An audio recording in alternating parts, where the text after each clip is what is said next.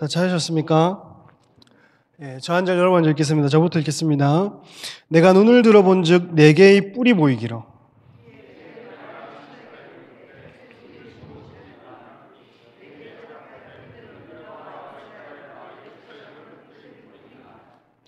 그때 여호와께서 대장장이 4명을 내게 보이시기로.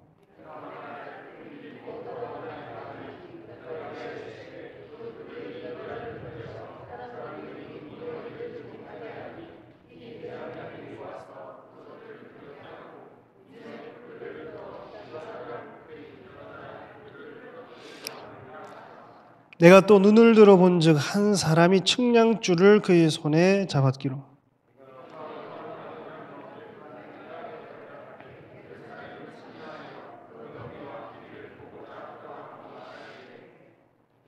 내게 말하는 천사가 나가고 다른 천사가 나와서 그를 맞으며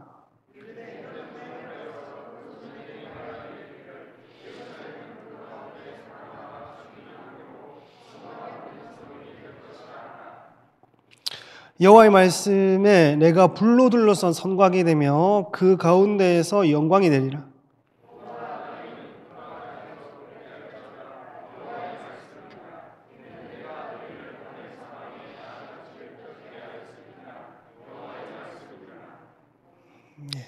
바벨론 성에 거주하는 시온아, 이제 너는 피할지니라.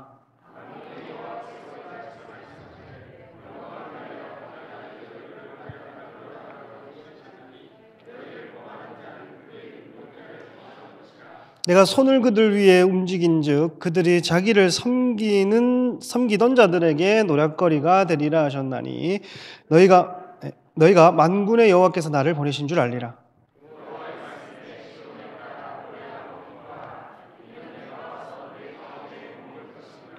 그날에 많은 나라가 여호와께 속하여 내 백성이 될 것이요 나는 네 가운데에 머물리라. 네가 만군의 여호와께서 나를 내게 보내신 줄 알리라.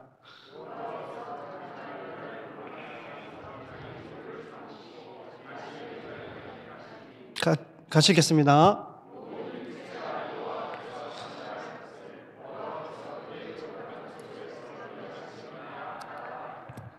아멘. 할렐루야. 스가랴 저희 이제 강의를 하고 있는데 1장에서 이제 저희가 좀 나눴던 것은 회복의 조건이 뭐냐.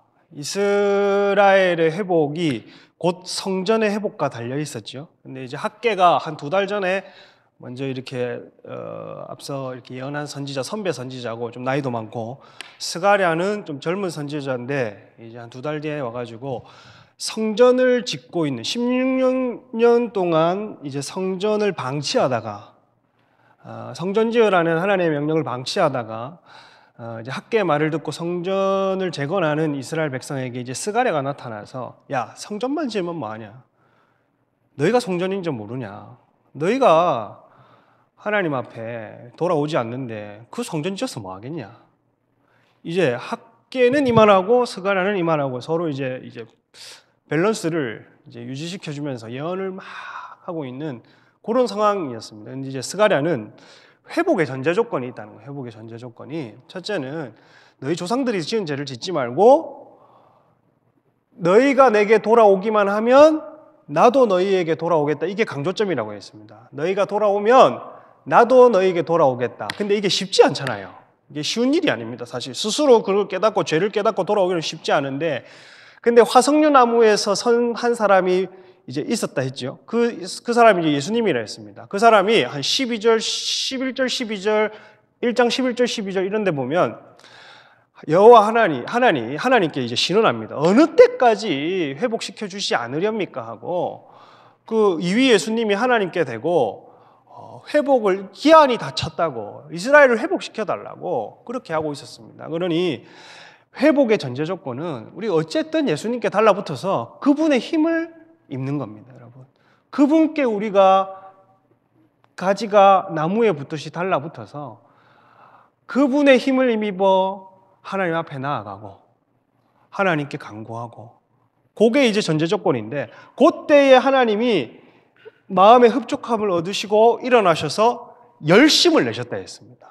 하나님이 자기 성도들을 향하여서 열심을 내시는 사건이 이제 1장에 있었다.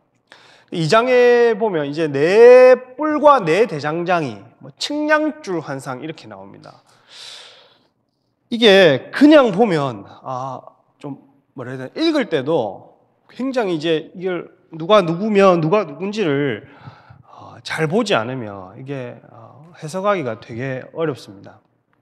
특히 선지서가 그렇잖아요. 환상도 내가 본 게 아닌데 우리가 내가 본 환상도 쉽지 않잖아요.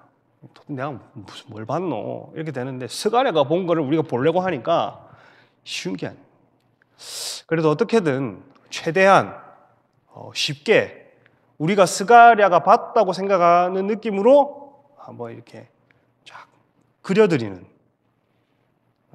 시간일 것이다. 18절부터 보면 네 뿔과 네 대장장의 환상을 이제 스가랴가 보게 됩니다. 보면 뭐냐 하면 읽어볼게요. 18절 시작. 내가 눈을 들어본즉 네 개의 뿔이 보이기로 이렇게 돼 있죠. 스가랴는 다시 눈을 들어 두 번째 환상을 보는데 네 개의 뿔이 보였다 했습니다.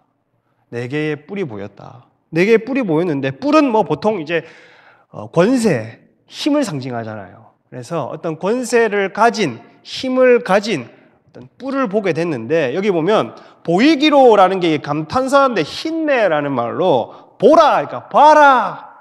뭔가를 봤는데 감탄하면서 네 개의 뿔을 보게 된 겁니다. 그럼 19절에 보면 이에 내게 말하는 천사에게 묻되 이들이 무엇이니까 하니 내게 대답하되 이들은 유다와 이스라엘 예루살렘을 뭐한 뿔이니라? 흩뜨린 뿔이니라. 이걸 1장에서의 우리의 어떤 전제를 잘 봐야 돼요. 이게 1장에서 제가 또 다시 1인 사역을 해야 되는데 이게 어떻게 되냐면 스가랴가 여기 있대. 스가랴가 여기 있고 스가랴에게 말해주는 천사가 있는 게 계속 이 스가랴가 본 거에 대해서 설명을 해주는 천사가 있는 거예요. 근데 1장에 그 뒤에 보면은 이제 붉은 말 탄자가 있고 뒤에 또 뭐 자주색말, 흰색말 이런 이제 말들이 딱 서 있는 겁니다. 또 다른 천사가 서 있고 화석류나무에 산 붉은 말 탄자가 이렇게 있고 예수님이라 했죠. 그리고 요 첫 번째 환상이 지나고 다시 스가랴가 얘기를 하고 이 스가랴의 말을 해석해 주는 사람이 천사가 있는 겁니다.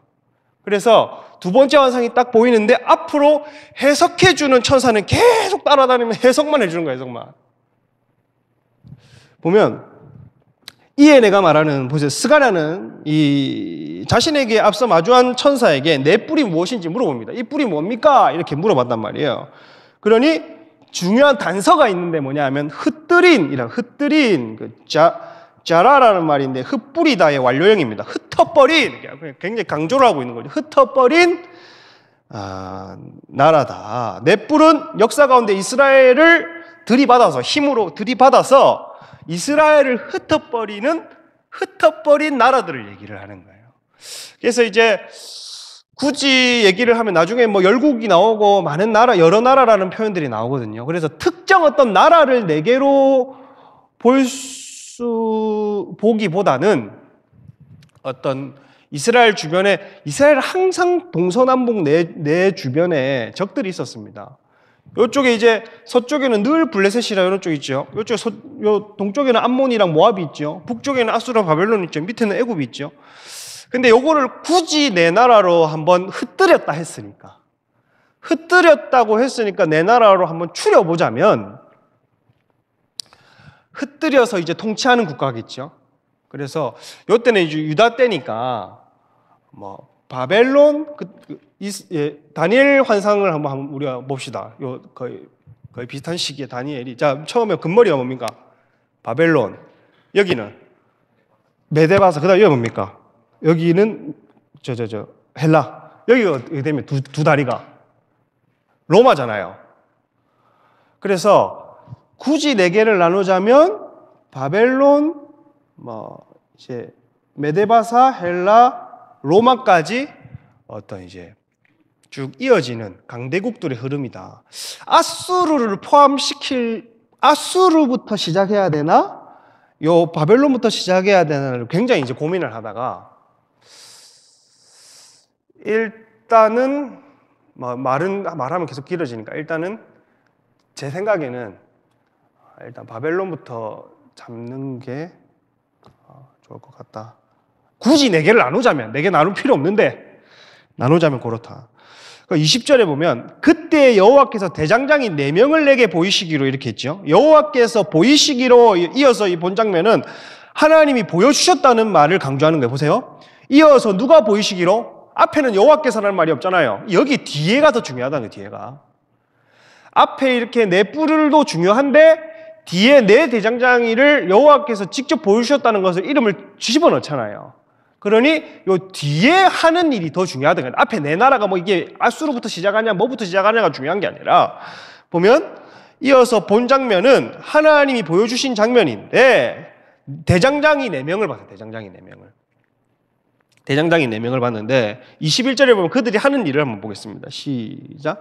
내가 말하되 그들이 무엇을 하러 왔나이까 하니 대답하여 이르시되 그 뿔들이 유다를 흩뜨려서 사람들이 능히 들지 못하게 하니 이 대장장이들이 와서 그것들을 두렵게 하고 이전의 뿔들을 들어 유다 땅 흩뜨렸던 여러 나라들을 여기 이제 스가랴는 하나님이 대장장이 4명이 무엇입니까? 이렇게 물어봤는데 대장장이들은 유다를 흩뜨려버린 4나라들을 뭐 한다고요? 두렵게 하고 그 뿔들을 뭐 한다고요? 그게 원어에는 던져버린다는 거. 뽑아 던져버린다는 겁니다. 근데 이게 이제 대장장이가 뭐 하나님이 이런 거죠. 하나님의 원래는 이제 징계의 도구였던 뭐 바벨론이나 아수르나 이런 이제 이스라엘이 유다가 열강 가운데 흩어버린 이후의 통치 국가들이잖아요. 그 이제 4뿔들이 있는데 하나님이 요 나라가 바뀌잖아요. 다니엘서도 보면 바벨론에서 메데바서로, 메데바사에서 헬라로, 헬라에서 로마로 이렇게 바뀔 때마다 강대국이 그 전에 약소국이었던 신흥국한테 망하게 되잖아요. 그런 어떤 나라가 바뀔 때마다 메데바사 군주, 바벨론 이 헬라 군주 이런 식으로 왜 다니엘도 보면 한 나라가 바뀔 때마다 그 나라 뒤에 역사하는 군주가 그 일을 행하잖아요.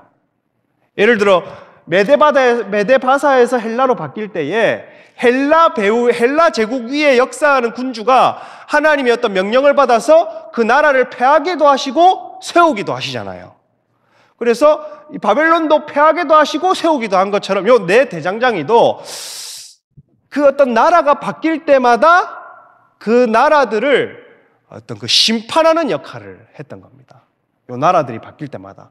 첫 번째 대장장이에 들어가서는 이제 첫 번째 뿔을 망가뜨릴 때는 요 첫 번째 대장장이가 꽝꽝 찍고 그 다음 나라를 일으키고 두 번째 나라도 하나님이 징계로 메데바사나 이런 헬라를 불러서 이스라엘 백성을 징계하게 했는데 죄를 뽑아내기 위해서. 근데 이것들이 도를 넘어가지고 내 백성들의 막 못 살게 굴고 더 학살을 막 일삼고 더 하나님이 시키신 것 이상으로 피 흘림이 강하고 하니까 이것들도 죄인이다 하고 또 그 다음 대장장이를 뽑아가지고 그 뒤에 나라를 두 번째 대장장이가 첫 번째 일어났던 나라를 또 콩콩콩 찍어가지고 또 그 다음 나라를 일으키고. 무슨 말인지 아시겠죠? 어렵나요? 쉬운 것 같은데. 자, 근데 왜 대장장이가 있냐면, 이건 이제 제 해석입니다. 굳이 대장장이라는 직업이나 목공이나 석공이나 이런 어떤 건축할 때에나 쓰일 법한 직군들로 이 어떤 천사들이나 하나님의 그 영적 존재들, 천사들이나 이런 것들을 시켜서 하나님이 이제 나라를 일으키기도 하시고 세우기도 하잖아요. 근데 왜 대장장이라? 다니엘 때는 군주라고 얘기를 했잖아요. 근데 여기는 왜 대장장이라고 제가 생각을 했냐면, 이스라엘은 어떻게든 성전과 성벽 중심입니다. 무슨 말이냐 하면, 이스라엘이 성전을 짓고 성벽을 지을 때마다 대적들이 두려워했다는 거 한번 기억해 보십시오. 예를 들어 보십시오. 느헤미야 때에 느헤미야가 성벽을 짓겠다고 하나님께 기도할 때에 게셈과 이런 애들이 두려워했다 했잖아요. 그러니 하나님이 감동을 주셔가지고 느헤미야를 통해서 성벽을 짓게 하고 성전을 짓게 한 것 뒤에도 그 하나님의 영이 역사를 했고, 그 하나님의 경륜과 역사를 본 영적 존재들이 또 그에 속한 나라들과 영적 존재들도 두려워하는 겁니다. 그러니 왜 대장장이랑 석공들이랑 목수들을 얘기를 했냐면, 강대국이 지배하는 가운데에서도 이스라엘이 성벽공사나 성전공사, 자기들의 부르심과 자기들의 택하심, 이걸 붙잡기만 하면 하나님이 도우시고, 하나님이 도우시는 중에 원수들은 두려워하고, 그 강대국들은 또 망하게, 마카비들 보십시오. 마카비도 별거 아닌 성전을 하나님께 드리겠다고 봉헌을 올리고 뭐 촛불을 켜고 이럴 때에, 성전을 깨끗하게 하고 하나님께 드리겠다고 막 할 때에 결국에는 그 작은 숫자를 통해서 마카비 형제들이 이겨버리잖아요, 안티오코스를. 그러니까 어떤 성전 중심으로 이스라엘이 회복하려고 할 때 하나님이 석공들이나 대장장이의 이 직군으로 어떤 이미지화된 요 천사들이나 이런 것들을 보내서 뭐 이 에스라나 느헤미야나 이런 사람들이 성전공사를 독려할 때에 그 뒤에 역사하게 하고, 그 방해하는 나라들은 망하게 하고, 성전공사나 그 성벽공사를 돕게 역사하게 하고, 거기에 또 이스라엘 괴롭히는 나라들은 또 뒤에서 망하게 하고. 그래서 이 전제 조건이 왜 하나님이 이렇게 도우시냐 하면, 결국에는 1장이 전제 조건입니다. 하나님이 열심을 내시는데 왜 이렇게 열심을 내시냐 하면, 하나님을 내 도움이라고 의지하는, 하나님을 내 도움이라고 의지하고 하나님 앞에 중재하시는 하나님이 이들의 회복의 때가 다 찼습니다, 나를 변호해 주시고 대변해 주시는 그 이위 하나님을 의지하는 성도들을 위해서 하나님이 내 뿔이 나타나도 내 대장장이를 통해서 다시 역사하시고 보호하시고 하나님이 징계하시고 성도들을 괴롭히는 나라들을 하나님이 때려 부셔주시고 이렇게 한다는 겁니다. 여러분, 우리가 하나님께 돌아가려고 마음을 먹으면, 그래서 돌아가려고 하고 또한 이 나라든지 우리 개인의 삶이든지 하나님께 돌아가겠다고 하는 것, 그 내 힘으로 되는 게 아니거든요. 하나님 11절 12절처럼 어느 때까지 이 사람들을 회복시켜 주시지 않으렵니까? 부르심이 있는 사람들 아닙니까? 그 예수님의 신원을 힘입어서, 예수님의 변호를 힘입어서 내 그것을 힘입고 하나님 다시 한 번 더 내 주님 앞에 돌아가겠다 하는 그 전제가 있는 사람에게는 하나님이 내 뿔이 강력하게 역사해도 내 대장장이를 통해 하나님이 심판하시고 성도를 도우시고 악을 이기게 하신다는 겁니다. 이 복이 여러분에게 있기를 축복합니다. 요게 참 어렵죠. 네, 어렵다. 이게 영이 역사하더라고.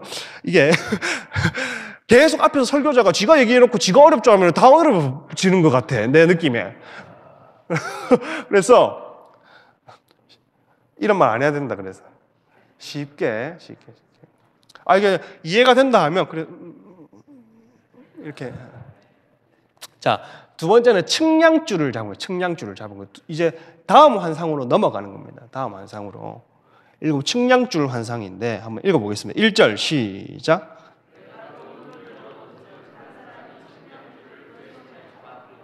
아멘. 측량줄 환상인데, 여기서부터 이제 측량줄 환상은 하나님이 또 이 어쨌든 그 스가랴는 그 이스라엘의 회복에 대한 환상들이 계속 나타나는 거거든요.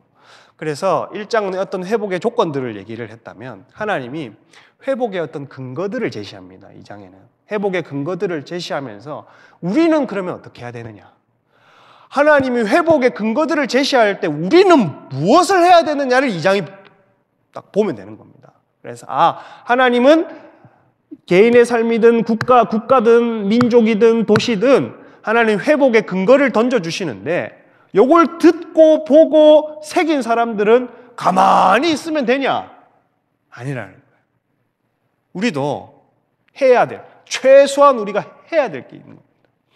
1절에 보면 내가 또 눈을 들어 본즉 한 사람이 뭐를 잡았다고요? 측량줄을 그의 손에 잡은지라. 이렇게 측량줄에 그 줄 딱 잡았다고요. 측량줄을, 이런 줄을 딱 잡은 거예요. 이게 10cm 뭐 1m 이렇게 줄을 잡아가지고 딱 이렇게 뭘 재려고 이렇게 손에 들었단 말이에요. 들었는데 잡았기로 2절 한번 읽어볼게요. 시작. 네가 어디로 가느냐 물은즉 그가 내게 대답하되 예루살렘을 측량하여 그 너비와 길이를 보고자 하느니라. 여기서 한 사람이 측량줄을 잡았다 했는데 이 한 사람이 누구냐 하면 뭐라 해야 될까? 어떤 사람은 이걸 스가랴로 얘기를 하기도 하고, 근데 이게 말이 안 되는 게 스가랴로 얘기를 해서도 안 되고, 그냥 이 환상 가운데 우리도 왜 어떤 사람을 보거나 제 꿈이나 환상이나 이런 데서 사람을 보잖아요. 근데 그 사람을 스가랴다 누구다 해버리면 꼬여버립니다. 이걸 예수님이라 보는 사람도 있는데 저는 이게 근거가 부족하다 생각합니다. 그래서 적어도 이 측량줄을 이걸 또 스가랴로 보면 왜 스가랴가 되지 않냐면 네가 어디 가느냐 이렇게 2절에 네가 어디 가느냐 이렇게 하잖아요. 그럼 쥐가 쥐한테 네가 어디 가냐 이렇게 하나요? 아니잖아요. 그래서 1절에 이거는 스가랴로 보기도 어렵고 예수님으로 보기에는 더 정확한 구절이 나중에 뒤에 예수님이 나옵니다. 그래서 이것은 그냥 어떤 자기 환상 중에 어떤 모습이 측량줄이 더 중요한 겁니다. 측량줄을 가진 어떤 한 사람을 본 거지 이게 누군가에 대해서는 관심이 있지는 않은 거예요. 그래서 어떤 영적 존재가 사람의 모습으로 나타나 측량줄을 잡고 나타났는데 얘가 뭘 하려고 하느냐 하면 예루살렘에 어디로 가느냐 물은즉 내가 예루살렘을 측량하여 그 뭐와 뭐를 보고자 하노라? 너비와 길이를 보고자 하노라 이렇게 되어 있어요. 예루살렘에 여러분 지금은 성전 재건 중입니까? 성벽 재건 중입니까? 성전 재건 중입니다. 그러면 성벽은 나중에 이제 재건이 돼야 됩니다. 그러면 학개서에 보면 이 영광이 이전 영광보다 지금 성전의 영광이 예전 솔로몬 때 영광보다 못하다고 왜 앞에 세대들이 울잖아요. 왜 우리나라도 보면 지금 이 나라가 망해가는 모습을 보면 왜 우리 앞에 50대, 60대 이 우리나라의 한강의 기적을 어렸을 때부터라도 보고 왔던 사람들은 그리고 지금 삶의 질은 좋아졌지만 나라가 공산당에게 넘어가려 하고 이런 위기를 보면 왜 한탄스러워 하잖아요.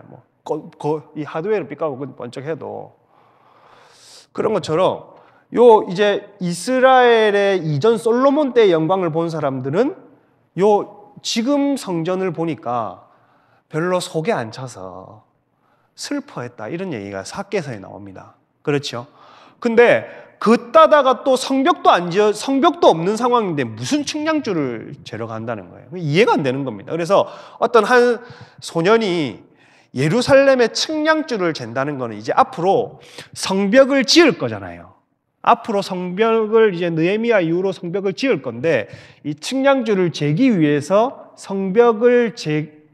앞으로 이제 성벽을 재기 전에 이 측량줄을 재서 이제 뭐라 해야 될까? 격려를 하고 이럴 요량으로 이제 먼저 앞서서 예루살렘에 가서 이제 그 어떤 너비와 깊이를 재려고 했던 모양입니다. 근데 이게 아무 소용이 없어요. 다른 천사가 또 나타나는데 한번 보십시오. 자, 3절에 보면 3절 읽어보겠습니다. 시작.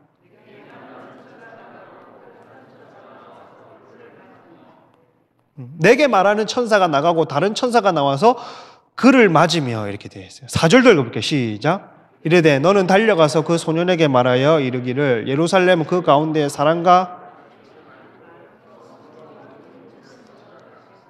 자 보세요. 내게 말하는 천사가 나가고 다른 천사가 나와서 이렇게 되는데 이게 무슨 말이냐면 이게 또 내가 또 연기를 해야 돼요. 옆에서 계속 제가 스가랴 앞에는 누가 있다고요? 해석해주는 천사가 계속 있다고요. 이 천사가 측량줄을 가지고 예루살렘의 길이와 너비를 재려고 가려고 하는 소년을 보고 있는데 다른 천사가 이 한 발짝 딱 나가는데 그 측량줄을 잡은 애가 지금 예루살렘 가려고 하니까 얘 말을 계속하는 천사가 나가려고 하고 있는데 어떤 천사가 나타났다고요? 다른 천사가 나타났다는 거예요. 다른 천사가 나타나서 뭐라고 했냐면 다른 천사가 나와서 그를 맞으며 이렇게 4절에 이르되 너는 뭐하여서 달려가서 이렇게 달려가서 그 가운데 사람과 가축이 많으므로 성곽 없는 성읍이 뭐 한다고요? 될 것이다. 이걸 예수님이라고 왜 보면 안 되냐 하면 아까 측량줄을 잡은 사람이 예수님이라 볼 수도 있다 했잖아요. 어떤 경우에는. 근데 예수님이 하려고 하는 일을 다른 천사가 나타나서 성벽 잴 필요 없다고 얘기를 하는 겁니다. 이 말이 안 되잖아요. 그렇잖아요. 예수님이 성벽을 재려고 하고 있는데 다른 천사가 가서 성곽이 없는 성읍이기 때문에 잴 필요가 없다고 얘기를 합니다.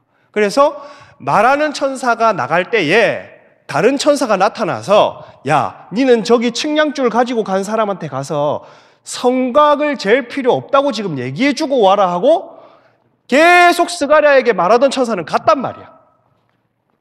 가고 이제 다른 천사가 스가랴 앞에 딱 있는 겁니다. 도통 전마저게 뭐라 말하는지 모르겠다 이거 아니죠? 그렇다. 여기서 여기까지 돌아다니는 것도 되네. 이게서. 자, 보세요. 달려가서 루츠라는 말인데 달려가다 말하다라는 게 명령어입니다. 그래서 예루살렘에 대한 하나님의 말씀을 급히 전달하는 내용인 거예요. 뭘 전달하냐면 장차 예루살렘은 그 가운데 사람과 가축이 많아져서 성벽이 두를 수 없을 만큼 회복이 된다는 겁니다. 예수님이 이걸 모르고 갔겠냐고. 그래서 이 회복이 된다는 게 언제 때 얘기냐면 따라해 주시면 감사하겠습니다. 천년왕국 이후. 천년왕국 이후에 회복될 모습입니다. 왜냐하면 지금 이스라엘 여러분이 살고 있는 2025년에 예루살렘에 성벽이 있어요, 없어요? 성벽이 자기들 둘러친 이제 성벽이 조금이라도 남아 있잖아요. 저쪽 서쪽에 있고 또 성전 계속 지으려 하잖아요. 그리고 그 예루살렘의 여기 성벽이 아예 없었던 적은 역사 가운데 없습니다. 근데 보면 성벽이 그 가운데 사람과 가축이 많으므로 성곽 없는 성읍이 될 것이라 이렇게 얘기를 해요. 성곽 없는 성읍이 될 것이라 라는 말이 야시아브 살다 거주하다의 미알용이에요. 여기 보면 뒤에 성곽 없는 될 것이라 성곽 없는 성읍에 거주할 것이라 이렇게 번역을 해야 된다고. 그러니 미래형입니다. 야샤브의 미알료형은 미래형인데 성곽 없는 성읍에 거주할 것이라 이렇게 번역을 해야 된다고요. 그러면 이건 지금 있는 예루살렘도 아니고 이전에 있었던 어느 때의 예루살렘도 아니고 앞으로 있을 회복될 이스라엘과 천년왕국 이후의 모습을 보고 야, 성곽 없는 사람이 너무 많이 불어나서 가축이 너무 많이 불어나서 하나님이 계속해서 우리에게 회복을 주실 때 우리의 그 근거가 뭐냐 하면 하나님은 우리에게 반드시 될 일에 대한 약속을 주십니다. 여러분. 반드시 될 일에 대한 신실한 언약을 주시는 분입니다. 그래서 우리는 본 것을 보고 쫓아가는 겁니다. 우리가 있잖아요. 신앙생활 할 때에 나 하나님 나라 갈 것이다. 나 주 예수 다시 만날 것이다. 나 얼굴과 얼굴을 맞대는 것 보는 것처럼 예수님을 볼 것이고 예수님과 영원히 함께 살 것이고 새하늘과 새 예루살렘에서 하나님과 함께 영원히 기쁨과 희락, 슬픔이 없는 그 나라에서 나는 주님과 함께 살 것이다.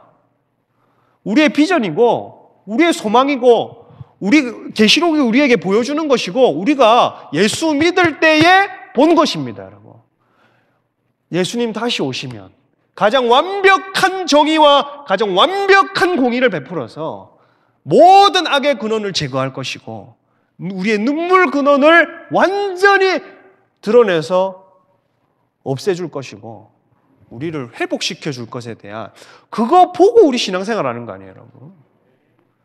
상급은 그 나라에 속한 거고 우리 영원히 주님과 만나는 그 세상 그거 보고 우리가 회복에 대한 근거는 하나님이 우리에게 보여주신 약속, 말씀, 신실한 하나님의 언약, 우리가 보여주신 것들, 신앙생활하면서 우리에게 마음과 소원을 주신 것들, 하나님이 그냥 막 회복해야겠다가 하는 게 아니라 지금 첫 번째 환상, 두 번째 환상 계속 스가랴에게 계속 하나님이 할 일들을 계속 보여주시는 거야. 천사를 동원해서, 모든 것들을 동원해서 내가 너희를 회복할 것이고, 내가 너희의 주가 될 것이고, 내가 너희의 왕이 될 것이고, 내가 너희에게 정의와 공의를 베푸는 영원한 만왕의 왕이 될 것이라는 것을, 이제 바벨론의 왕이 아니라,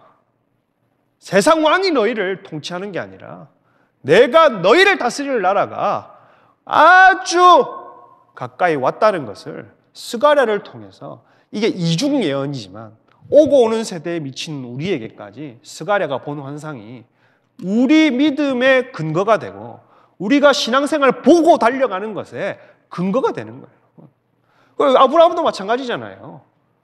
본향을 보고 간다 했잖아요, 여러분. 내 본향이 어딘지, 그 도시가 어딘지, 그 성읍이 어딘지 보고 나그네 길을 간다는 거예요, 여러분. 보지 못하면 누가 나그네가 되겠으며, 보지 않으면 누가 정착하지 않고 그렇게 살겠냐고요, 여러분. 우리는 하나님이 보여주시는 길을 갑니다. 그게 우리의 근거고 근간이고 우리가 붙들어야 돼. 그래, 오늘 스가랴도 내게 말하는 천사가 나가고 다른 천사가 나와서 그를 맞으면 너는 달려가서 그 소년에게 어떤 비전을 보여주냐면 성곽이 없을 것이다. 너무 사람들이 구원받은 백성들과 그리고 가축들도 많아져서 성곽이 없다는 건 뭐냐 하면, 여러분, 대적이 없다는 겁니다. 천년왕국 이후에 대적이 없다. 성벽은 뭐냐 하면은 전쟁 때에 우리 구역으로 침범하지 말라고 쳐놓은 게 성벽이잖아요.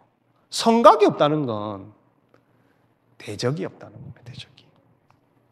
그래서 천년왕국 때에 우리가 살 나라, 우리가 볼 새 예루살렘과 천년왕국 때에 베푸실 하나님의 나라는 대적이 없습니다, 여러분. 다시 우리를 꼬시는 마귀가 없다는 거예요, 여러분. 우리를 정죄하는 세력이 없다는 거고, 우리를 공격하는 세력이 없다는 겁니다. 그걸 하나님이 약속 던져주시고 시작하는 거예요. 던져주시고. 그래서 예루살렘에 많은 사람과 가축이 살아도 성벽이 없다. 그래서 성벽이 없는 하나님이 보호가 되신다. 성벽이 없으면 누가 보호가 되냐 하면 5절에 보면, 읽어볼게요. 시작. 여호와의 말씀에 불로 둘러싼 성곽이 되며, 여기에 말씀에 네훔이래요. 네훔. 제가 저번 수요예배 때 스가랴 하면서 말씀드렸는데, 네훔은 따바르와 아마르랑 다릅니다, 여러분. 따바르는 말할 때 말씀, 사건 이런 거 얘기를 하고, 아마르는 보통 이제 말을 할 때 얘기를 하지만, 네훔이라는 거는 하나님이 매우 강조하는 본인의 말을 얘기할 때 네훔을 씁니다. 본인의 하나님에게로부터 나오는 매우 중요한 말을 네훔이라 얘기해요. 보면 여호와의 말씀에 내가 불로 둘러싼 뭐가 된다고요? 성곽이 된다. 하야 되며 뭐뭐가 내가 뭐뭐 되며 이라는 말은 하야의 미완료형인데 내가 될 것이다. 미래형이에요. 미래형. 내가 될 것이다. 그리고 무엇이 되냐면 둘러싼 사비브라는 말인데 주변에 둘러싼 불성벽이 되겠다는 거예요. 불성벽. 하나님이 주변에 둘러싼 불성벽. 이게 어느 걸 생각해야 되냐면 애굽에 출애굽할 때에 홍해를 건널 때 하나님이 추격해 오는 애굽 군대와 이스라엘 백성 사이에 뭐를 딱 칩니까? 딱 불기둥을 쫙 쳐버리잖아요. 그래서 못 넘어오게 하잖아요. 그리고 에덴의 생명나무를 지킬 때 두루도는 그거를 이제 둘러싸잖아요. 그런 것처럼 하나님이 보호자가 되시고 하나님이 성벽이 되시는 가장 안전한 도시, 가장 완벽한 도시, 가장 평강이 넘치는 도시, 하나님이 우리와 함께 하시는 그 나라가 대적이 없으며 평강이 지속되는 나라를 스가랴에게 약속을 하는 거예요. 약속을. 그래서 하나님이 함께 거하시겠다. 여기 보면 영광이 되리라도 하야, 되리라라는 말이 뭐뭐이다의 미완료형인데, 그래서 예루살렘 가운데 하나님이 함께 하시겠다. 따라해 주시면 감사하겠습니다. 하나님이 우리와 함께 하신다. 할렐루야. 하나님이 우리와 함께 하세요, 여러분. 우리는 그냥 육신의 눈으로 살아서 하나님이 오늘 계셨는지 5분 전에 계셨는지 10분 전에 계셨는지 모르겠지만 내 육신의 눈이 중요한 게 아니라 하나님의 관점에서는 내가 너랑 함께 한다는 거예요, 여러분. 나는 하나님을 놓치고 살아도 하나님은 늘 나를 눈동자같이 지키신다는 겁니다. 그러니까 하나님이 우리와 함께 한다는 겁니다. 그래서 근데 이 함께하는 그 행복감이 천년왕국이 되면 계속 이어지는 거예요. 계속. 영원히 하나님이 우리와 함께.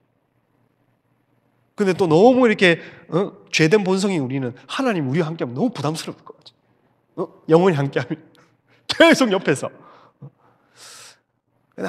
죄성을 싫어하고 하나님과의 교제를 좋아하는 사람은 하나님이 나와 함께한다.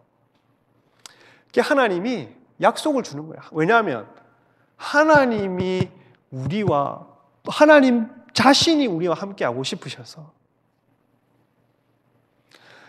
우리가 연약하고 불안해서 우리가 하나님과 함께해야 되는 게 맞지만 하나님의 사랑은 뭐냐면 하나님이 우리와 함께하고 싶어 하셔서 곁길로 가는 우리에게 환상을 보여주시고 비전을 보여주시고 목적지를 보여주시고 본향을 보여주시고 가야 될 곳을 보여주시고 미끄러지지 말아야 될 완전한 정착지를 보여주시고 우리에게 하나님이 그렇게 우리를 인도하시는 겁니다. 왜냐하면 하나님이 우리와 함께하고 싶으셨어요. 이게 우리의 약속인 거예요, 여러분. 우리는 저 하나님과 너무 함께하고 싶습니다. 조금만 다급하면 그냥 뭐 기도해야 될 제목이 있으면 하나님과 함께하는 것이 온갖 하나님께 좋은 말, 오만 말을 다해서 하나님을 꼬시고 하나님을 부르고 온갖 하나님 감동할 만한 고백들을 하다가 모든 걸 자기 마음대로 성취가 안 되거나 하나님 뜻대로 하는 기도가 아니라서 성취가 안 되거나 아니면 하나님이 들어주시면 곧장 하나님 내가 언제 하나님과 함께하고 싶었습니까? 이게 우리는 늘 변개합니다. 변함이 있습니다. 우리가 하나님을 사랑한다 하지만 우리 마음에는 어느 순간과 어느 환경이 다가오면 하나님과 함께 하는 것이 원했다가 안 했다가 했다가 원했다가 안 했다가 변동이 심해요. 근데 하나님은 어제나 오늘이나 변함없이 내가 너와 함께하고 싶다. 내가 너와 함께하고 싶어서. 얼마나 안전한 거예요. 얼마나 안전한 제안입니까? 얼마나 안전한 제안을 우리에게 주시는 거예요. 그럼 우리가 마땅히 해야 될 게 있다. 마땅히 우리가 해야 될 부분이 있다. 뭐냐 하면 6절을 한번 6절부터 시작. 오호라 너희는 북방 땅에서 도피할지어다. 여호와의 말씀이니라. 이는 내가 너희를 하늘 사방에서 바람같이 흩어지게 하였음이라. 여호와의 말씀이니라. 오호라 이렇게 오호라가 두 번 나오거든요. 히브리어에는 호이로 나옵니다. 호이 슬프다 화로다 이런 게. 여러분 성경을 좀 읽어보신 분들이라면 요 본문이 어느 그림을 어느 성경 신약의 어느 성경을 봐야 이게 뭔가 비슷하다가 나올까요? 힌트를 주자면 호이라는 말이 슬프다라고도 번역되지만 화로다라고 번역을 해요. 계시록에 보면 하나님이 바벨론에서 뭐 하라고 합니까? 나와야 된다. 바벨론 뭐 한다고? 1시간 만에 망해버린다. 보면 보세요. 오호라, 화로다, 화로다, 슬프다, 슬프다. 여기서 또 여호와의 말씀이니라는 말이 네훔인 거예요. 네훔. 여호와의 말씀이. 그래서 화로다, 화로다 하면서 뭐라고 하냐면 북방 땅. 북방 땅이 어딜까요? 7절에 답이 나와 있죠. 7절에. 7절에 뭐라고 나와 있어요? 바벨론에서 도망쳐 나와라. 그러니까 계시록 18장 19장이 연결되잖아요, 여러분. 신약의 성도들에게 동일하게 이 말씀을 큰 성 바벨론에서 나와야 된다. 나와라 명령하시는 거예요. 왜냐하면 하나님께서 징계로 이스라엘을 사방으로 흩어지게 하셨고 하나님이 징계로 바벨론에게 집어넣으신 분인데 하나님이 우리 죄의 본성을 뽑기 위해서 하나님이 징계를 하시고 하나님 우리를 사생아가 아니기 때문에 우리를 혼내키실 때가 있지만 하나님이 그 계획이 있으신 분이라면 또한 우리를 회복할 계획이 있기 때문에 하나님 마땅한 요구로서 내 백성아 그 북방에서 나와라 얘기를 해요. 바벨론은 뭐냐 하면 신약 계시록에서 바벨론은 뭐냐 하면 바벨론의 좋은 것들 먹는 것들 뭐 대리석 좋은 나무 바벨론이 주는 세상의 좋은 가치들과 좋은 물건들과 좋은 향락들과 좋은 쾌락과 좋은 재미와 좋은 즐거움과 희락과 기쁨과 만족에서 나오라고 얘기를 하는 거예요. 내 백성에게. 소돔과 고모라도 마찬가지잖아요. 비옥한 땅으로 찾아가서 소돔과 고모라를 간 거 아니에요. 비옥한 땅을 찾다가 소돔과 고모라 나오라 얘기를 하잖아요, 여러분. 그래서 애굽도 마찬가지예요. 나와야 되는 거잖아요. 하나님 여러분 마지막 때에 교회들에게 하실 말씀은 단 한 가지일 겁니다. 추려보면 나와라 거기서. 그리고 여기 스가랴 당시에 1, 2, 3차 때 포로 생활하는 사람들에게도 마찬가지입니다. 1차 때 약속에 수종된 사람이 현저히 적으니까 2차가 있었고 2차 때 또 약속에 수종된 사람이 현저히 적으니까 3차 기한이 있었고. 근데 여러분 이게 중요한 게 쏘고면 안 되는 게 지금 스가랴가 이 말씀을 누구한테 하고 있냐면 성벽 짓고 있는 사람한테 한 겁니다. 성전 짓고 있는. 그러면 성전 짓고 있는 사람은 바벨론에서 나온 사람이 안 나온 사람이에요? 나온 사람이에요, 여러분. 희한하잖아요. 나온 사람인데 나와라 얘기를 하는 거예요. 그래, 우리도 마찬가지입니다. 예수 믿은 사람이잖아요. 신앙생활 한 사람이란 말이에요. 근데 하나님이 우리가 세상 타성에 젖어서 세상이 좋거니 깨어있지 못해서 주님 다시 오는 것을 염두 못하고 산다면 세상의 좋은 것과 세상의 즐길 것에서 하나님의 시간표를 보고 살지 못한다면 우리는 한마디 딱 들을 겁니다. 나와라! 근데 세상 타성에 우리 젖어 산다면 이 말도 못 듣고 넘어갈 때가 있더라. 하나님 단 하나, 자기 백성에게 단 하나 얘기를 하는 거예요. 단 하나. 거기서 나와라. 바벨론 성에 거주하는 시온아, 이제 너는 피할지니라. 바벨론 성이라는 말이, 성이라는 말이 원래 히브리어로 이르를 씁니다. 이르를. 근데 여기는 이르가 안 돼 있고 바트라고 되어 있습니다. 바트는 뭐냐면 딸입니다. 딸. 그러니 바트는 바벨론의 딸로 살고 있는 시온아 나와라는 겁니다. 바벨론의 딸로 살고 있는 시온아 나와라. 시온의 내 딸 시온아라는 말 들어봤지요? 내 딸 시온아라는 말은 하나님에게 속했을 때 내 딸아 이렇게 얘기를 하는 거고, 딸 바벨론이라는 것은 내가 성도로 살고 있지만, 예수 믿고 살고 있지만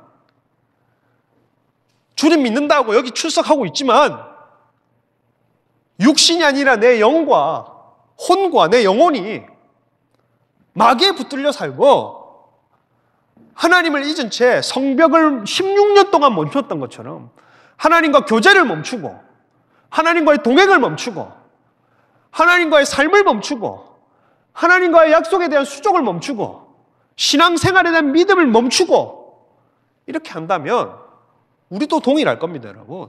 70일 달치 7번지 여기 있지만 우리 몸과 마음이 하나님을 이미 몸 밖에 떠나 있다면, 세상과 가까이 있다면 바벨론 딸로 살고 있는 시온아, 이제 나와라.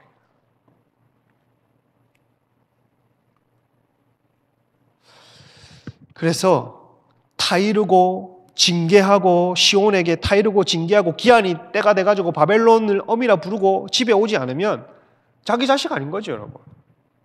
아니 그렇잖아요, 여러분. 70년 동안 하나님이 이전의 선지자들 때부터 타이르고 아수를 통해 징계했다가 경고를 줬다가 하나님이 치시기도 하고 그렇게 해도 아직도 70년의 귀한 약속의 시간이 다 찼는데도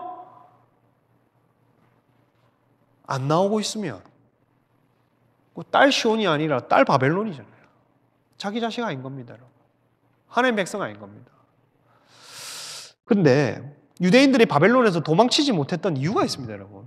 왜 도망치지 못했냐면 하나님은 내 딸들아 도망쳐 나오라. 나중에 우리가 적그리스도의 신상이 세워지고 666표를 받으려고 할 때에 우리가 바벨론에 종속되고 우리가 그 적그리스도에게 경배를 하고 그가 주는 세상 재미 살면 절대 못 나옵니다. 그때 동일하게 교회들에게 하나님은 말씀할 거예요. 깨어나라, 나와라. 우리는 그 바벨론이 주는 재미와 즐거움과 향락과 기쁨에서 3년 반을 나오면 돼요. 3년 반만 나오면 됩니다. 3년 반만. 3년 반. 3년 반도 아니에요. 그래도 겨울이 되기 이전에, 안식일이 되기 이전에, 견디지 못할까 봐서 하나님 감화여 주시지 않겠느냐. 3년 반도 아니야. 3년 몇 개월. 한 1개월에서 한 3, 4개월. 그 사이에 우리가 나오지 않는다면, 고고 나올 생각하고 버티지 않는다면 우리 바벨론과 함께 망하는 거예요. 이때 시대의 사람들도 마찬가지예요. 뭐냐면 왜 못 나왔냐 하면 신앙이 계승되지 70년 동안 나라가 여러분 나라 유지가 대한민국도 여러분 역사 그렇게 길지 않습니다. 근데 되게 오래된 것 같잖아요. 대한민국도 역사 그렇게 대한민국이라고 하는 나라가 그렇게 오래되지 않았죠. 조선 떼고. 근데 한 나라가 지속되는 가운데서도 이들의 신앙이 70년이거든요. 70년 동안 처음에 바벨론 포로로 잡혀왔던 사람의 신앙이 대물림 됐느냐? 안 됐거든요. 신앙이 계승되지 않으면 못 나온다. 바벨론에. 오늘 우리에게 주는 말씀입니다, 여러분. 오늘날 신바벨론에서 나와야 되는 우리에게 마지막 때 다음 세대들을 포함해서 예수님의 재림을 육안으로 만약에 보는 때가 우리에게 온다면 우리에게 주는 말씀은 뭐냐면 신앙이 이어지지 않으면 바벨론을 못 나온다.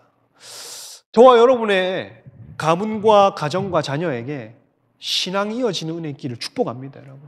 생명수교의 다음 세대에게 순교적 신앙, 다니엘과 같은 신앙, 하나님 말씀에 수종드는 신앙, 절대 신앙, 우상에게 절하지 않는 신앙, 말씀이면 목숨을 거는 신앙이 저와 여러분의 가정에 계승되는 은혜의 길을 축복합니다. 계승되지 않으면 못 나온다. 그리고 두 번째, 황폐한 예루살렘보다 바벨론이 너무 좋은 거예요. 부와 안전이. 마지막 때에도 적그리스도의 나라도 그럴 겁니다. 안전하다, 평안하다 한 그때에 옛날에 이 팍스 로마 때에도 건물에 이렇게 적혀 있어요. 건물에 큰 신전 건물에 뭐라 적혀 벽에 한 벽면에 평안하다, 안전하다라고 적혀 있었습니다. 그거 로마 황제가 새겨놨습니다. 우리 군대가 너희를 지켜준다. 로마 군대가 너희를 지켜준다. 뭐가 무섭냐? 마지막 때의 적그리스도도 마찬가지일 겁니다. 온 세계 열방 가운데에 주님의 재림이 가까울 때일수록 때에 이렇게 선전할 겁니다. 걱정 마라.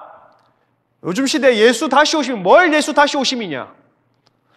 내가 주는 재미, 내가 주는 향락, 이 세상의 가치와 재미와 즐거움, 기쁨, 죄에 젖어 사는 삶 괜찮다. 내가 보장해준다.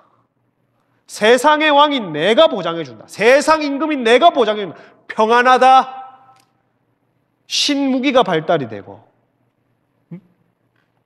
새로운 무기들과 첨단 시스템이 발달이 되면 사람들이 저게 있는데 평안하다, 안전하다 한 그때에 그러니 황폐한 예루살렘이 그러니까 가치가 없어 보이는 거예요. 보세요. 우리가 바벨론에 살고 있다가 성전 다 무너진 이제 70년 동안 유령 도시가 된 나라에 다시 가서 살려고 하면 약속 하나 믿고 살아야 됩니다, 여러분. 다시 재건해야 돼요. 약속 하나. 그러니까 약속이 뭐냐면 눈에 보이지도 않아. 그냥 하는 70년 되면 회복시켜 주겠다. 그 약속. 그 땅에서 메시아를 보내주겠다는 그 약속 하나, 전에 듣고 왔던 그 믿음 하나 붙들고 바벨론 탈출해야 됩니다. 여러분, 우리가 마지막 때에 천년왕국을 누리고 천년왕국 이후에 새하늘과 새 땅, 새 예루살렘에 살려면 반드시 예수님이 다시 오신다고 하는 약속이 믿어지셔야 됩니다. 할렐루야! 예수님은 반드시 다시 오십니다. 그리고 천년왕국을 베푸실 것입니다. 새하늘과 새 땅을 주실 것입니다. 모든 원수와 마귀를 제거해버리실 것입니다. 영원한 나라를 우리에게 주실 거예요.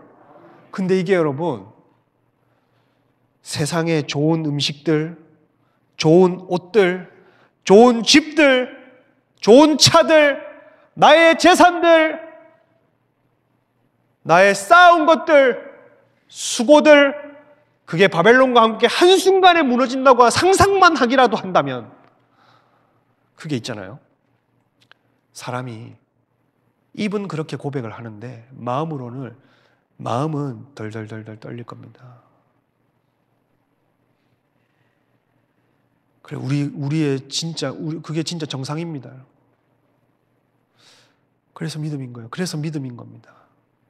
그래서 요 스가랴에게도 황폐한 이스라엘 70년 유령 도시가 된 그 이스라엘 가면 뭐가 있겠냔 말이에요. 근데 안 믿어지는 예수님의 재림.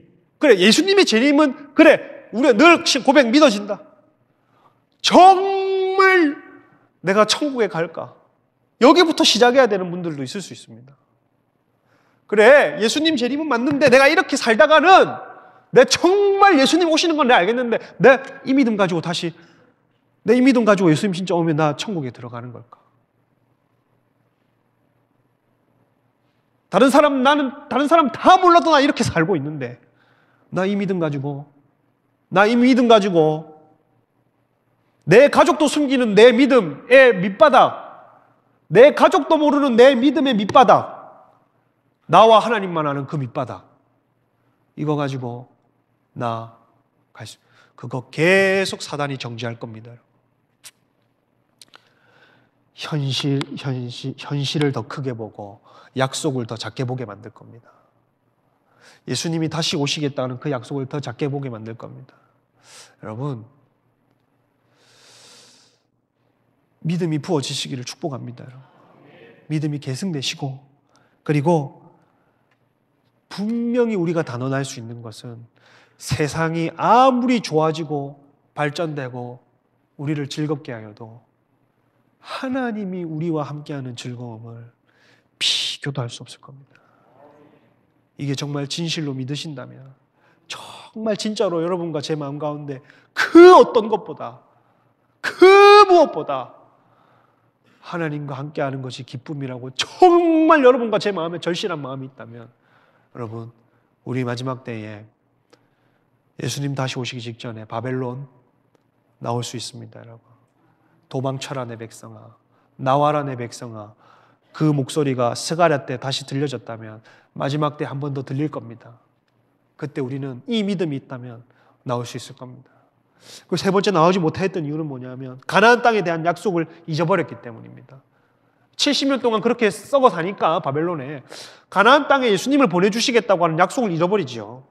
그러니 여러분, 우리도 늘 주님 다시 올 거라는 약속 잊어버리면 안 됩니다. 여러분, 이거 마지막 약속입니다. 다른 약속이 아니라 여러 가지 약속이 많습니다. 내게 복을 줄게. 네가 가는 게 뭐 형통하게 해줄게. 네가 이렇게 하면 내가 이렇게 해줄게. 하나님 조건부 약속도 있고 좋습니다. 근데 여러분, 제일 중요한 약속 하나 남았습니다. 천하 만민이 복받아 돌아오게 하리라. 그건 내가 해야 되는 거고 약속 하나 남았습니다. 내가 다시 올게. 내가 반드시 다시 온다.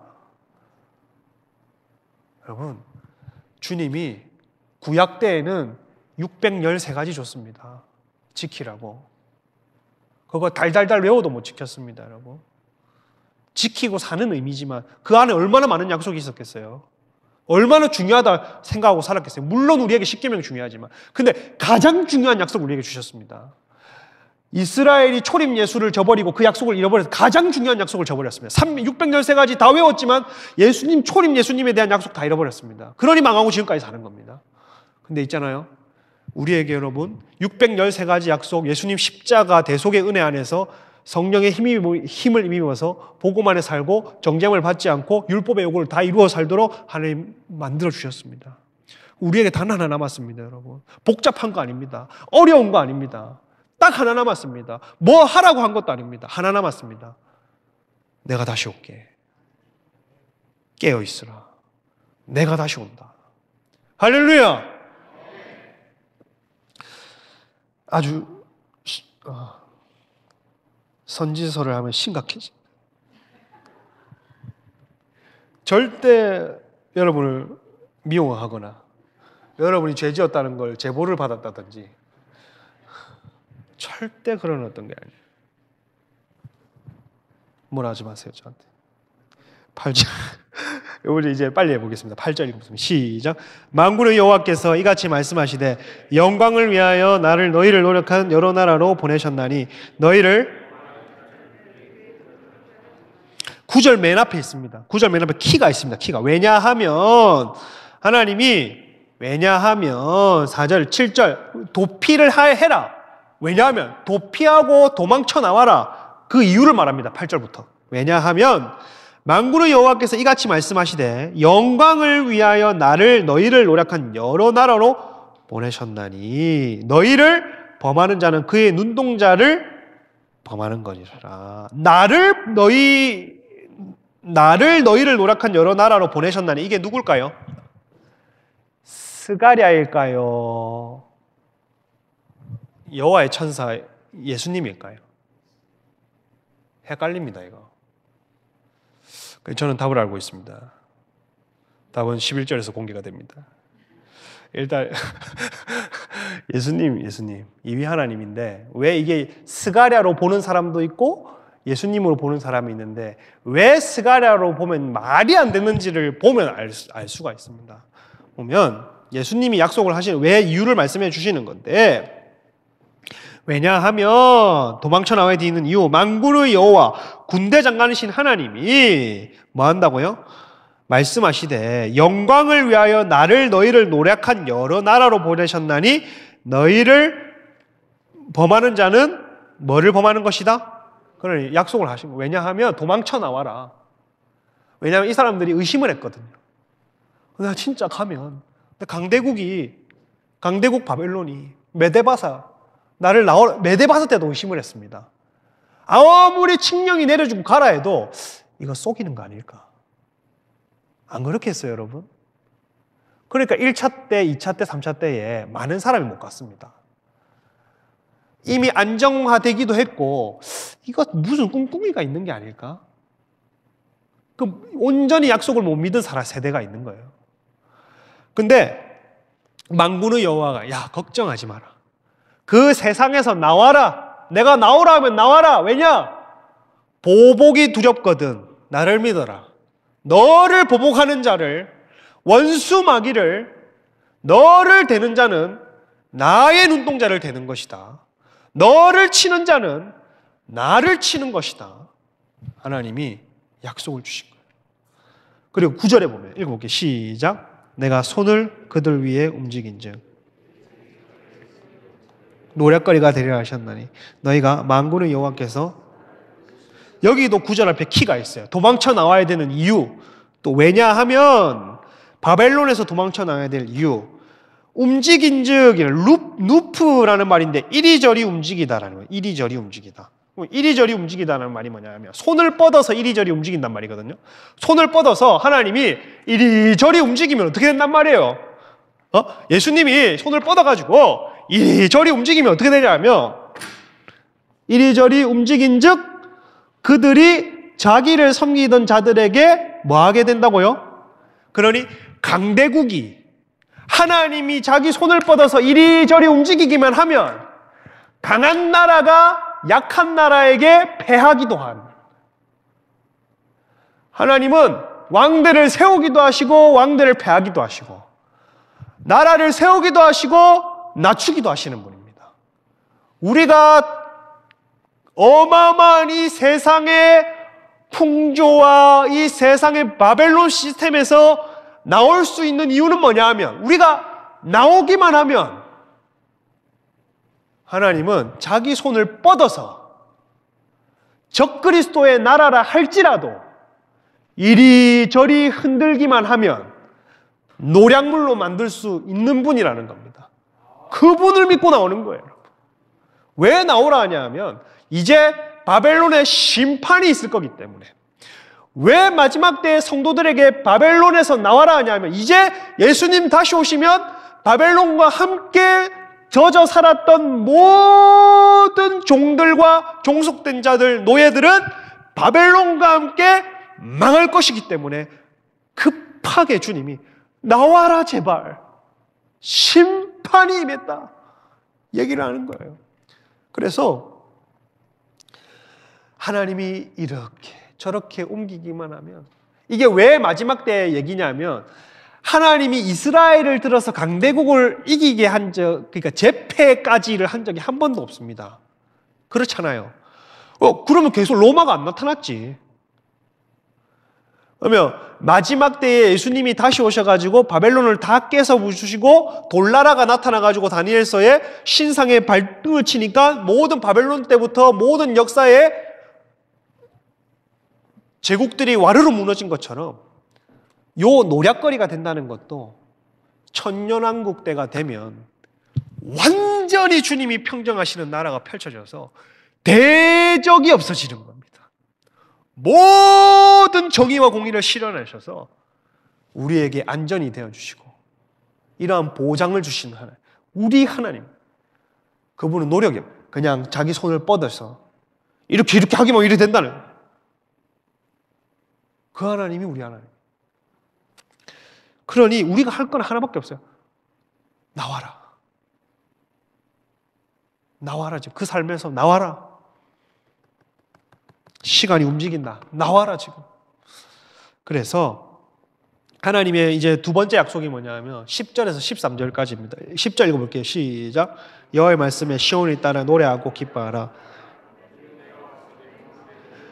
여호와의 말씀에 시온을 따라, 이제는 시온, 아까 바벨론의 딸이 아니라 이제는 시온의 딸이라 얘기를 하죠. 그러니까 그냥 나 유대인이에요, 나 이스라엘 족속이에요, 나 할례 받았어요가 시온의 딸이 아니라 나와서 있어야 될 자리에 있어라. 시온에 따라 기뻐해라. 여호와의 말씀에라는 네훔, 여기도 또 네훔이야. 네훔. 중요한 말씀이라는 겁니다. 여호와의 말씀에 이르시되 노래하고 라난이라는 말인데 외치다, 이게 명령이거든. 외쳐라. 그리고 기뻐하라. 샤마흐라는 말. 기뻐하라. 외쳐라. 기뻐하라. 이스라엘이 소리쳐 기뻐해야 할 일이 있습니다. 뭐냐면 내가 와서, 보세요. 내가 와서, 그러니까 하나님이 자기 백성 가운데 오셔서 뭐 할 것임이라? 이게 샤칸이라는 말인데 거주하다라는 말입니다. 히브리어에는 거주하다라는 말이 샤칸이라는 말이 있고, 여러분이 잘 들었던 야샵이라는 말이에요. 야샵이라는 말은 하나님이 뭐 거주하든 사람이 거주하든 이방인이 거주하든 뭘 어쨌든 거주하는 걸 다 뭐 개가 안고 일어서는 것도 야샤브야. 근데 샤칸이라는 말은 주로 하나님이 자기 성막을 베푸시고 보좌를 베푸시고 그들과 살기 위하여 내려오실 때, 살기 위하여 거주하실 때 하늘에 있어야 되시는 그 하나님이 재림하셔서 우리와 살기 위해서 오시는 예수님의 재림과 새 예루살렘, 우리와 살기 위해서 우리가 도대체 뭐라고 하나님이 우리와 살기 위해서 내려오시고 우리가 도대체 뭐라고 하나님이 우리와 살기 위해서 신부와 같이 단장된 새 예루살렘 성을 내려오게 하시오. 그게 뭐냐면 친밀함. 하나님이 친밀하게 다가오시는 것을 샤칸이라 얘기를 하는 거예요. 그래서 여러분과 저와 여러분 삶에 하나님의 샤칸이 있기를 축복합니다, 여러분. 하나님이 그냥 다가오시되 그냥 오시는 게 아니라 하나님이 그 마음이 우리가 충분한 너희와 함께하고 싶었어. 너희와 살고 싶었어. 내가 너희와 함께하고 싶었어. 그래서 나오라 하는 것이고 그래서 내가 살자고 하는 것이고 그냥 여기서 살다가 잠깐 가시는 거 아니라 정착하기 위하여서 살기 위하여서 하시는 그 하나님의 열심, 하나님의 마음인 거예요. 그래서 하나님께서 더 친밀하게 장소 하나를 택하셔서 예루살렘을 택하실 겁니다. 마지막 때에. 그래서 거기에 천년왕국을 베푸실 거예요. 많은 나라들이 이스라엘로 몰려들 겁니다. 그래서 함께 살기 위하여 머문다. 그날에 11절 읽어볼게요. 시작. 그날에 많은 나라가 여호와께 속하여 내 백성이 될 것이요 나는 네 가운데 머물리라. 속하여라는 말, 라바라는 말인데 결합하다, 연합하다. 그날에 마지막 때에 천년왕국이 베풀어진 그때에 많은 나라가 여호와께 결합되고 연합되어서 뭐가 된다고요? 11절에 내 뭐가 된다고요? 내 백성이 여러분 복수가 아니고 단수로 쓰였습니다. 단수로 쓰였단 말이 이방인도 아니고 유대인도 아니고 이방인도 아닌 한 세 사람, 십자가 안에서 모든 원수된 것이 제거된 모든 열방이 하나님 아버지의 아들과 딸로 되는 그 세상, 에베소서 1, 2장이 말하는 한 세 사람, 유대인과 이방인이 온전히 하나 되어서 주님 앞에 한 백성이 되는 내 백성이 되겠다 얘기를 하는 거예요. 근데 여러분, 여기 아까 말했던 그 천사가 왜 예수님이냐 하면 보십시오. 내 백성이 될 것이요 나는 네 가운데에 머물리라. 보세요 여러분. 자, 이거는 정확하게 이제 집어줘야 돼요. 그날에 많은 나라가 여호와께 속하여라고 했죠. 여호와께 속한 백성이 누구의 백성이 된다고요? 내 백성이 된대요. 그러니까 여호와가 있고 자기가 있는데 여호와도 있고 본인도 있는 거야. 근데 이게 스가랴면 여호와께 속한 백성이 스가랴 지 백성이 된다고 할 수는 없는 겁니다. 그렇지요? 그럼 일반 천사도 쥐가 뭔데? 그렇잖아요.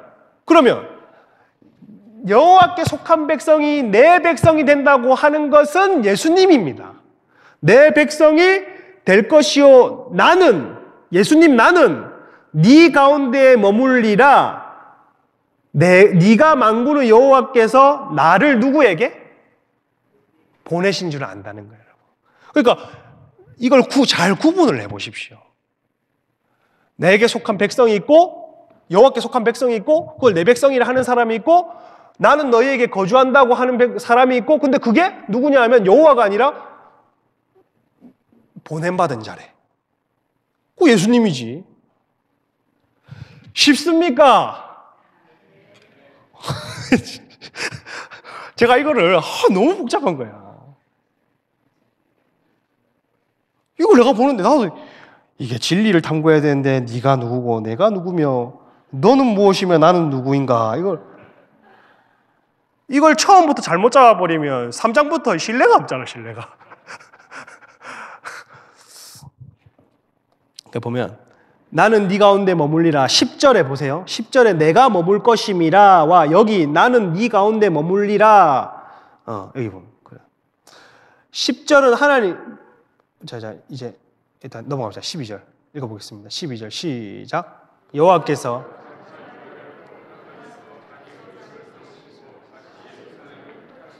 자, 여호와께서 장차 유다를 거룩한 땅에서 뭐를 삼으시고 소유를 헬레크라는 말인데 몫입니다. 몫. 하나님이 몫으로 소유하시고 이렇게 번역. 몫으로 소유하신다. 그냥 소유면 그냥 소유지. 왜 여러 나라 가운데서 자기 백성을 몫으로 소유한다고 얘기를 했냐면 하나님이 열심을 냈잖아요. 하나님이 내 대장장이를 보내가지고 나라들을 꽁꽁꽁 부수시면서 자기 백성을 건져냈잖아요. 그 하나님 당연히 마땅히 자기가 받아야 할 뭡니까? 그래, 우리를 하나님이 그렇게 구원하셨다고요, 여러분. 마지막 때 이스라엘을 하나님 구원할 때도 이렇게 구원하신다니까요. 이 말씀이 사실이라면 앞으로 중동 전쟁 잘 지켜보세요, 여러분. 예루살렘 함락당하는 일 절대 없습니다. 아무리 작은 도시라고 할지라도 한번 여러분 오늘부터 이스라엘 돌아가는 뉴스를 여러분 죽는 날까지 한번 보십시오. 예루살렘이 다시 없어지는 날이 있을지. 스가랴의 말씀이 사실이라면 하나님 정확하게 이루십니다. 보면 몫으로 이스라엘은 하나님께서 나라들을 이리저리 움직이셔서 강대국을 패하시면서까지 불러낸 자기 몫입니다. 우리는 하나님의 몫인 거예요. 하나님이 얻은 소유인 겁니다. 누가 빼앗을 수 없는 겁니다. 하나님이 내 몫이에요. 하나님이 자기 몫을 누구에게 빼앗길까요? 누구를 건네줄까요? 가져가라 내줄까요? 아니요, 여러분. 우리는 누군가와 누군가를 인신매매할 정도로 사람이 악해서 사람과 사람을 거래할지는 모르나 마지막 때에 영혼을 판다는 일까지 있는데 자기 몫을 영혼과 바꾼다는 사람도 있는데 사람은 그렇게 악할지 모르나 하나님은 자기 몫을 딱 삼으시면 그 누구에게도 빼앗기지 않는 겁니다. 저와 여러분은 하나님의 몫입니다. 그렇게 소유가 된 겁니다. 할렐루야!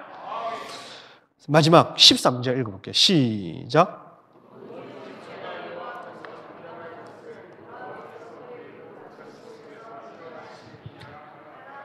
자, 오늘 막 좀 이게 막 푼다고 아주 길다. 자, 우리 한번 자, 우리 수고했던 거 박수 한번 치고 시작합시다.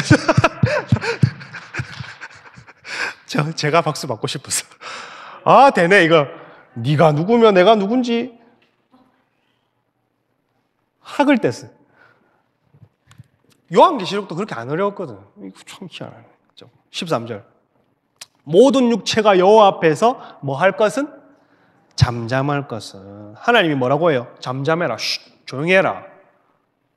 가만히 있어.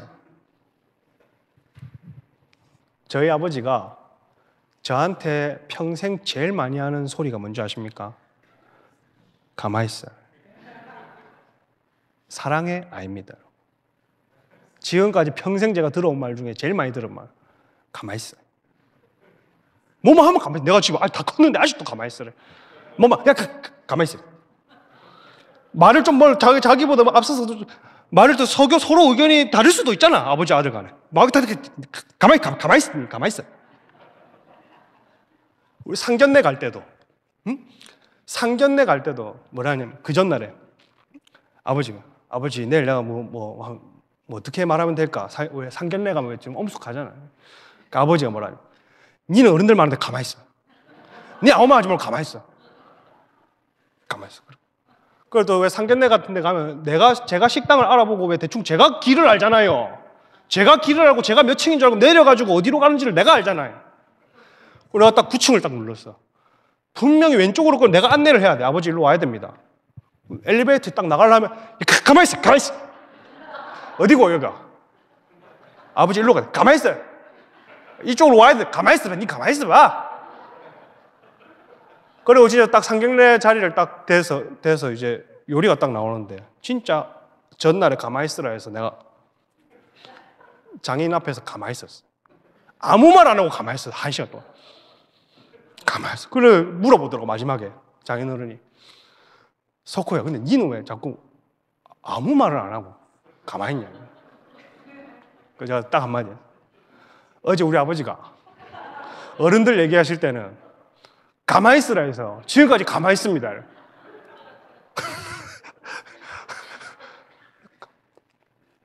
대화의 한 50%가 가만히 있어요.